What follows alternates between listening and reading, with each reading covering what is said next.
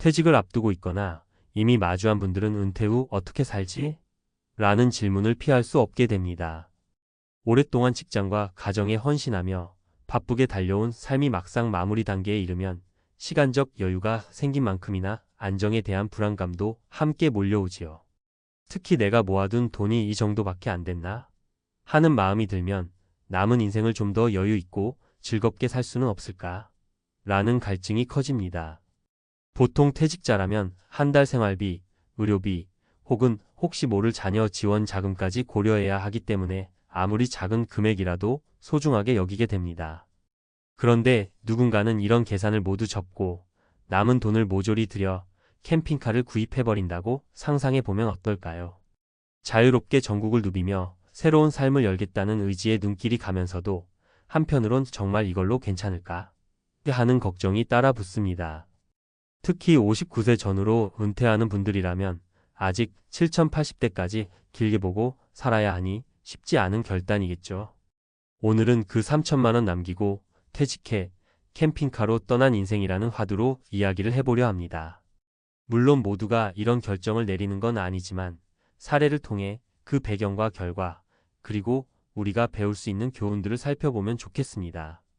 꼭 캠핑카가 아니더라도 퇴직 후의 새로운 도전이라는 점에서 생각해 볼 거리가 많으니까요. 인생을 일찍 혹은 늦게 퇴직한 뒤에도 한 방에 운명을 바꿀 만한 무언가를 기대하는 분들이 많을 텐데 그 기대가 현실에서 어떤 모습으로 이어지는지는 알면 알수록 신중해질 수밖에 없습니다. 사례 1 자유로운 캠핑카 라이프. 그 첫걸음은 행복했지만 어시 59세는 퇴직 전까지 건설 현장에서 30년 가까이 일했습니다. 젊었을 때는 허리띠 졸라매가며 조금씩 돈을 모았지만 막내 자녀 대학 등록금에 조기 퇴직으로 인해 위로금과 퇴직금이 예상보다 적게 나오는 등의 우여곡절을 겪다 보니 손에 쥔 돈은 고작 3천만 원 남짓이 되었죠. 한편으로는 부동산 경기도 좋지 않고 주식 투자로 망한 지인들을 보면서 적은 돈이라도 내가 직접 써서 행복해지겠다는 생각을 하게 됩니다. 그 결과 중고 캠핑카를 알아보기 시작했고 운 좋게 2천만 원 조금 넘는 가격에 마음에 드는 물건을 샀습니다. 그리고 한번 사는 인생, 전국을 돌아다니며 캠핑도 하고 번잡한 도시를 벗어나 자유롭게 살아보자라고 결심했죠. 실제로 초반에는 꿈같이 달콤했다고 합니다. 아침엔 호수나 산이 보이는 데서 일어나고 밤에는 조용한 자연 속에서 쉬는 즐거움이 컸다고 해요. 도시를 벗어나니 식비도 덜 들 것 같았고 캠핑장에 머무르면 전기수도 문제도 해결되니 괜찮아 보였습니다. 그런데 6개월이 지나자 생각보다 차량 유지비와 생활비가 만만치 않다는 사실을 깨닫습니다. 캠핑카라 해도 기름값, 차량 정비비, 보험료, 캠핑장 사용료 등으로 줄줄이 돈이 나가더라는 거예요.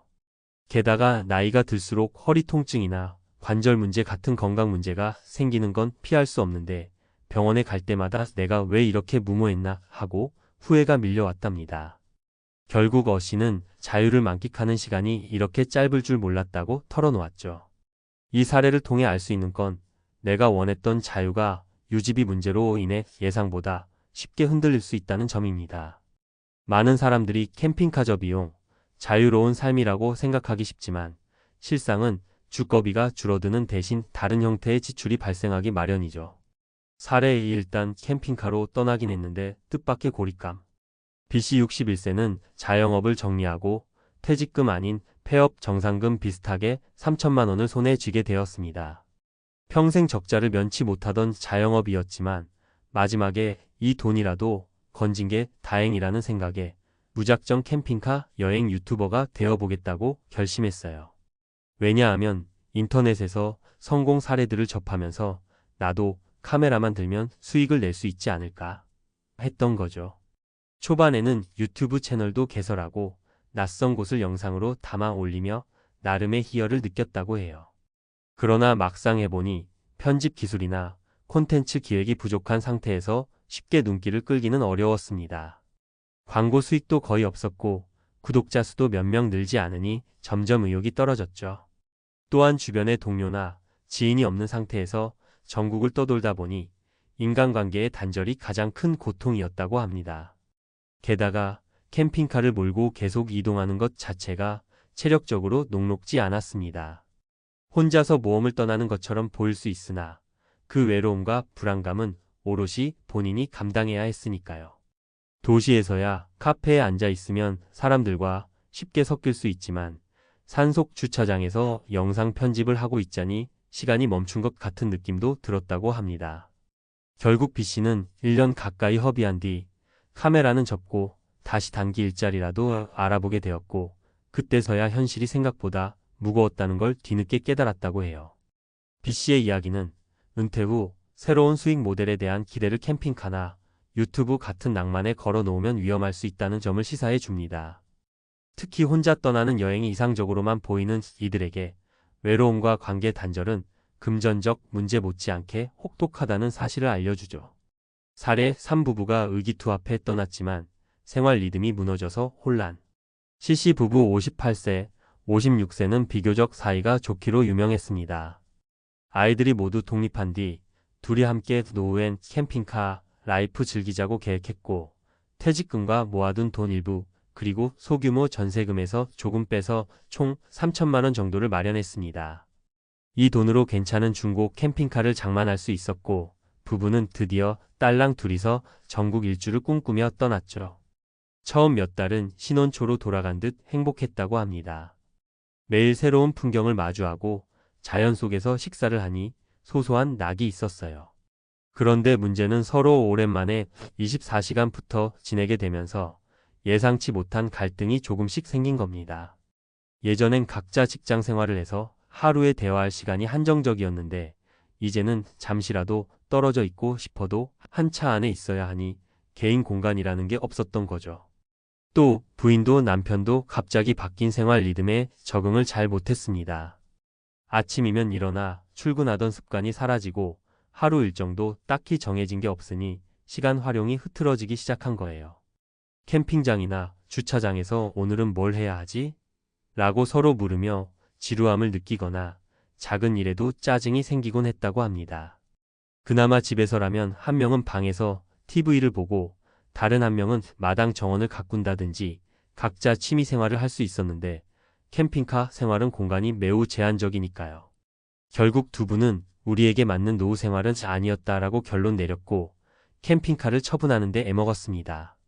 중고 판매 시장도 생각만큼 호락호락하지 않다 보니 구입 비용보다 훨씬 낮은 가격으로 되팔아야 했죠. 그 과정에서 또다시 싸움이 일어났고 우리 부부가 참 많이 지쳤구나 하고 씁쓸해 하셨다고 해요. 이 사례에서 보듯 부부가 함께 떠나면 낭만만 있는 건 아닙니다. 가까워질 수도 있지만 뜻밖의 갑작스러운 갈등을 맞을 수도 있어요. 생각해보면 은퇴 후 부부가 24시간 붙어 지내면서 생기는 문제는 흔한 고민인데 이것이 밀폐된 캠핑카 생활 속에서 더욱 부각된 것이죠. 그러면 캠핑카로 은퇴를 맞이하는 건 다 나쁘기만 할까? 위 세 사례를 듣고 나면 이거 정말 쉽지 않네. 그냥 집에서 조용히 지내는 게 낫지 않을까? 하는 결론이 들기도 합니다. 사실 은퇴 후 새로운 인생을 꿈꾸는 시도 자체가 잘못된 건 절대 아닙니다. 단지 어떤 선택을 하든 그에 따르는 현실적 비용과 심리적 부담을 충분히 살펴야 한다는 거예요. 첫째, 캠핑카 구입 전에는 현실적인 예산부터 꼼꼼히 따져봐야 합니다. 차량 유지비, 기름값, 캠핑장 이용료 등은 생각보다 크고 중고 차량일수록 예기치 못한 수리비가 발생할 수 있어요. 둘째, 초기 설레는 마음만 믿고 장기 계획을 세우지 않으면 고립감이 찾아오거나 계획했던 추가 수익 모델이 무산됐을 때 대책이 없어질 수 있습니다. 셋째, 만약 부부가 함께 새로운 생활을 꿈꾼다면 서로의 공간과 생활 리듬을 어떻게 조율할지 사전에 많이 대화해야 합니다. 막연히 재밌을 거야 보다는 현실적인 갈등 상황에 대한 대안도 마련해두면 훨씬 낫겠지요. 마무리하며 3천만 원 남기고 퇴직 캠핑카로 떠난 인생, 그 끝은? 이라는 물음에 대한 답은 결국 본인만이 알 수 있습니다. 분명 어느 분에게는 다시 못 올 자유와 즐거움을 주는 멋진 도전일 수도 있고 또 어떤 분에게는 간신히 모은 은퇴 자금을 무리하게 날려버리는 위험한 선택이 될 수 있죠. 은퇴 후 삶이란 한 번도 걸어보지 않은 길입니다. 직장 생활을 그만두는 순간 가장 먼저 느껴지는 건 자유로움이지만 조금 지나면 고정된 수입의 부재, 고립감, 건강 문제 같은 현실적인 골칫거리들이 튀어나오게 마련이죠. 그렇다고 너무 겁먹을 필요도 없습니다. 중요한 건 내 인생에서 진짜로 소중한 게 무엇인지 먼저 생각해보고 그 소중함을 지키기 위해 구체적이고 실현 가능한 계획을 세우는 것입니다. 캠핑카 라이프가 아니더라도 소규모 귀촌이든 해외 한 달 살기든 뭐든지 낭만과 현실은 동시에 존재합니다. 나에게 맞는 균형점을 찾으려면 예산, 건강, 관계, 심리 상태 등을 종합적으로 살피고 무작정 뛰어들기보다는 여행처럼 짧은 체험부터 시작해보는 게 안전하죠. 부부라면 서로 충분히 대화하고 혼자라면 전문가나 주변 사람들에게 조언을 구하는 것도 좋습니다. 인생은 한 번뿐이라는 문장이 우리를 새로운 도전으로 이끌지만 그 도전이 무모가 되지 않으려면 신중함이 필수입니다. 3천만 원이라는 돈은 누군가에게는 작은 액수일지 모르지만 또 누군가에게는 인생을 좌우할 만큼 큰 돈이니까요. 결국 은퇴 후 삶의 형태는 정해진 답이 없고 오직 스스로가 마련한 정보와 계획 그리고 필요한 만큼의 준비가 있을 때 더 풍요로운 삶으로 이어진다는 점을 기억하면 좋겠습니다. 그러니 혹시 캠핑카를 구입해 새로운 모험을 꿈꾸고 계시다면 정말 충분히 공부하고 필요하다면 미리 한두 달 정도 체험해본 뒤 본격적인 결정에 나서는 게 어떨까요? 막상 가보면 그곳엔 생각보다 많은 변수가 숨어 있습니다. 그럼에도 불구하고 이 길이 내게 맞다고 확신이 든다면 끝까지 잘 즐겨보시길 응원합니다.